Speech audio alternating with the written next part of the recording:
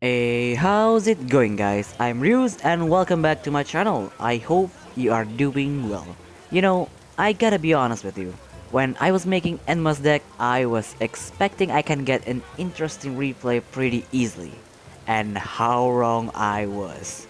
In my very honest opinion, she is harder to use than Fury and requires more setup than Fury.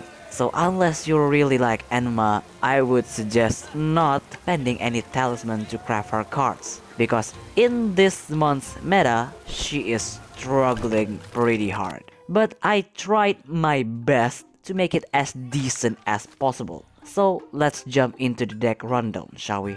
This deck playstyle is really simple. You just have to clear the combat zone with either Tamamo or Kiyohime, then try to hit the opponent's face as hard as you can with Enma. Then with Ebisu's Evolve, you don't have to rely solely on Enma's Evolve to get this soaring effect. And that soaring is very important for Enma, because without that, you will not be dealing any significant damage to the opponent. Right then, first up we have Enma herself. Her ratio is pretty similar to the Fury build, so 2 Soul Seeds to kill a dying opponent's Shigami, 2 Adjudicator to make your ghost last longer, 1 Wraith Resentment.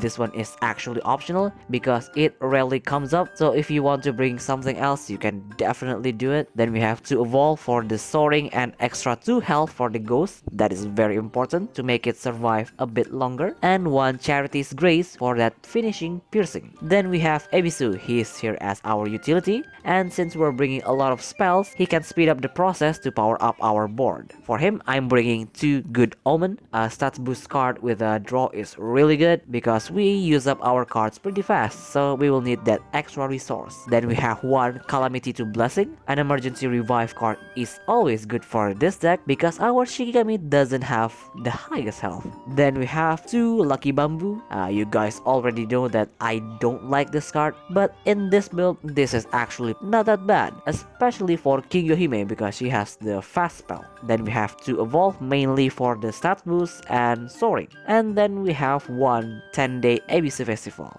This is for that extra late game play, so if you don't have this, you can swap this out for something else that you have. Next we have Tamamo. We will be relying on his level 2 form to clear the combat zone and deal damage to the opponent. For him, I'm bringing 1 Soul Strike to target the opponent's Shigami and possibly kill it. Then we have 2 Foxfire to clear the combat zone, 2 Prayer. You better pray this card does something, or he will just sit there doing absolutely nothing. Then we have 2 Blazing Snow. This is actually a great card to deal some pretty big damage, so of course it is a 2-off. Lastly, we have 1 Evolve to make him even more annoying if we get into the late game. And finally we have Kiyohime, one of the best buffer for Red Shigami. You already know her ability, so I'll be very brief. Activate her level 1 card to attach Kingyo on her, then power it up with her level 2 spells, and watch her go nuts on her own. If once per turn is not enough for you, you can activate her Evolve to trigger it one more time. And that's about it for the deck rundown. I don't think I missed anything, so let's move on with the replays. Our first matchup is against the meta Kanko Hanya deck. That deck is the direct counter of ours because Enma Summon only has 1 health and Karasutengo can easily kill it. So I will try my best to win this one. Our ideal first turn is just to activate Kiyohime's spell and just leave her be.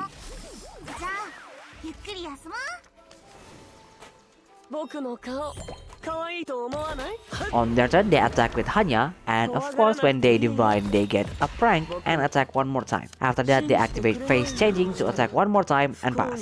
See how we just lost 10 health in one turn? That's how consistent that deck is. At the start of our turn, Kiyohime will attack Hanya. That is a very good move because we can kill him with Soul Seize. Then we activate Good Omen on Ebisu just in case we need to use him to tank attacks. After that, we attack with Enma and pass. At the start of their turn, Kanko will destroy our ghost. They attack with Yotohime, then activate 2 Foresight Slash and leave us with 9 health buff.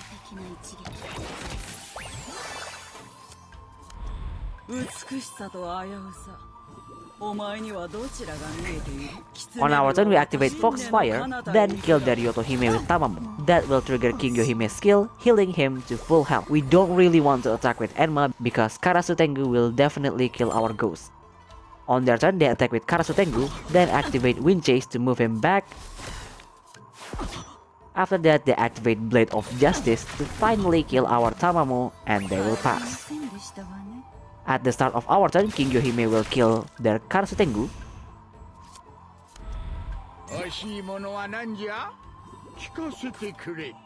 We put Calamity to Blessing on Ebisu, then use him to attack. We have to tank their attack or we will die next turn.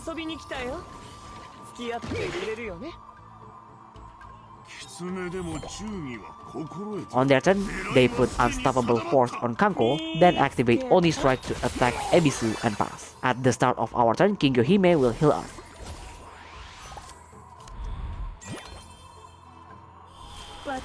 We level up Tamamo to revive him, then we activate Foxfire to kill Hanya. After that, we use Enma to attack.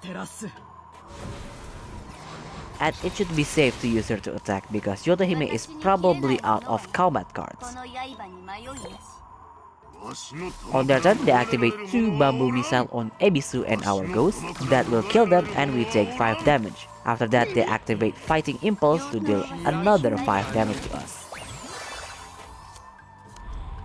On our turn, we activate Fisher's Let's Go to power up King Yohime combat card. That will trigger his skill, healing us again. We activate Kingyo Cultivation to kill their Yotohime, then use Tamamo to attack because Karasu Tengu is reviving next turn.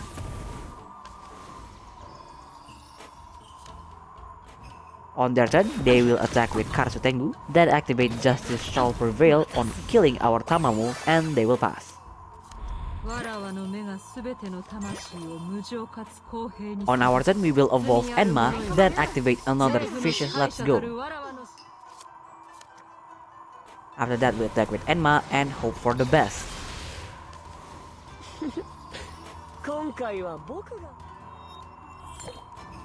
On their turn, they will attack with Hanya, killing our ghosts, and they will pass. Alright, we survive! At the start of our turn, King Yohime will attack, dealing 6 damage.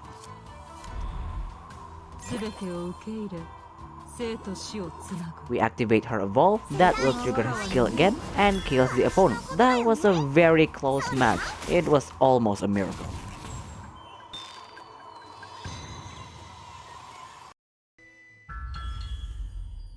Our second match is up against Fujihime Meta. For this match, it's a 50-50. If we can outpace them, we should be able to win this. Once again, we get the first turn and we do the same thing as the last match and pass.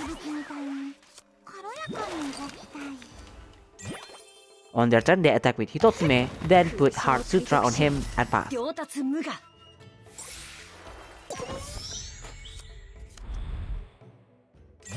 On our turn, we attack with Enma and pass. Since we have 2 Tamamo spell in hand, we have to wait until they level up Fujihime.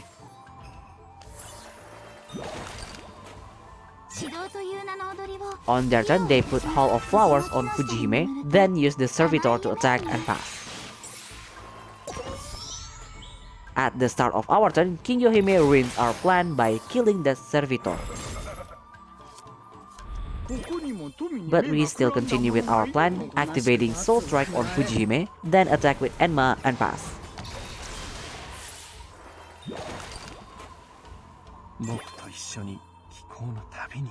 On their turn, they evolve Hitotsume, then use him to attack and pass.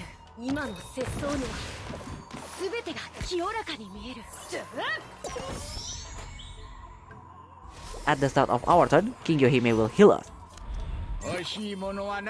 We evolve Ebisu, then activate Lucky Bamboo to level up King Yohime. After that, we activate Fishes Let's Go and pass.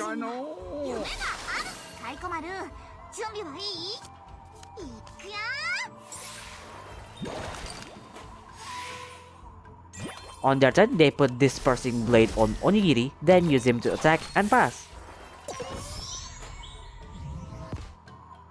At the start of our turn, King Yohime will buff our Enma, and she will gain +1 stats and soaring from Abyss. We're just going to attack with Enma twice to kill their Onigiri and pass.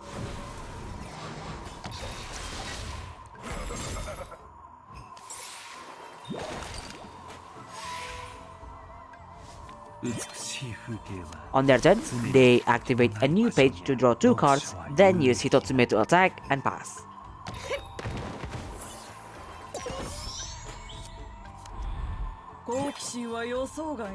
On our turn, we put Prayer on Tamamo, then we evolve Enma. That will trigger King Yohime's skill, attacking their Hitotsume.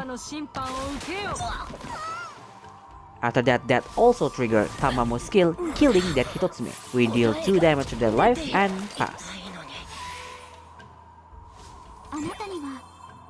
On their turn, they put a form on Bukuman, then use him to attack directly and pass.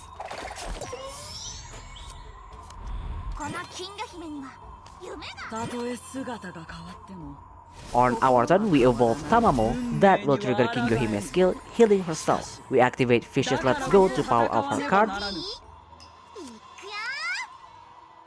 We activate Foxfire to deal 4 damage to Bukuman. At the end phase, we deal 4 damage to Fujihime and kill their Bukuman.